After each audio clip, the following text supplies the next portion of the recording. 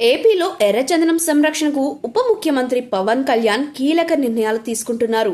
అటవీ సంపదను కాపాడేందుకు తగిన చర్యలు తీసుకోవాలని అధికారులను ఆదేశించారు. అదే సమయంలో అడవుల సంరక్షణ కోసం అధికారులు వ్యవహరిస్తున్న తీరుపై అభినందనలు కురిపించారు.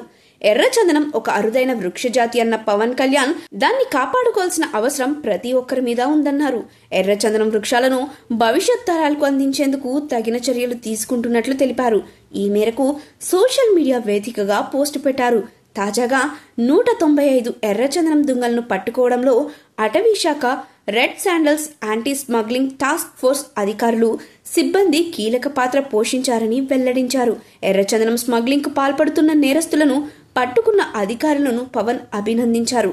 అధికారులు ఈ ఆపరేషన్ ద్వారా విలువైన అటవీ సంపదను కాపాడారని పవన్ కళ్యాణ్ ప్రశంసించారు. అధికారుల నిబద్ధతకు ఈ ఘటన ఓ నిదర్శనం అన్నారు. ఎర్రచందనం స్మగ్లింగ్ లాంటి చట్ట వ్యతిరేక కార్యకలాపాలను అరికట్టడంలో అధికారులు అంకిత భావంతో పాటు అత్యంత వేగంగా స్పందిస్తున్నారని ప్రశంసించారు. అధికారులు ఈ ఆపరేషన్ ద్వారా విలువైన అటవీ సంపదను కాపాడారని పవన్ కళ్యాణ్ ప్రశంసించారు. అధికారుల నిబద్ధతకు ఈ ఘటన ఓ నిదర్శనం అన్నారు. ఎర్రచందనం స్మగ్లింగ్ లాంటి చట్ట వ్యతిరేక కార్యకలాపాలను అరికట్టడంలో అధికారులు అంకిత భావంతో పాటు అత్యంత వేగంగా స్పందిస్తున్నారని ప్రశంసించారు. సీఎం చంద్రబాబు నాయకత్వంలోని ఏపీ ప్రభుత్వం వన్యప్రాణులు, అటవీ నేరాలను అరికట్టేందుకు చేస్తున్న అన్ని ప్రయత్నాలకు అండగా నిలుస్తుందన్నారు.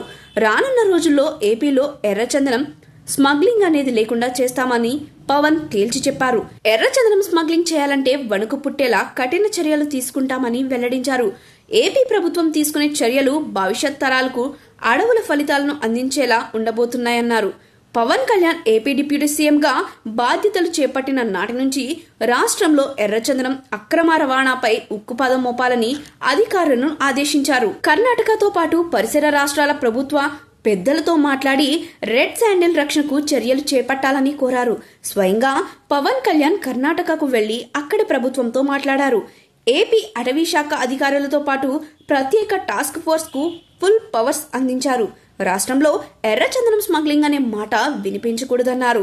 ప్రభుత్వం ఇచ్చిన అధికారాలతో ఎర్రచందనం అక్రమ రవాణాను అడ్డుకోవడంలో అధికారులు శక్తి వంచన లేకుండా కృషి చేస్తున్నారు.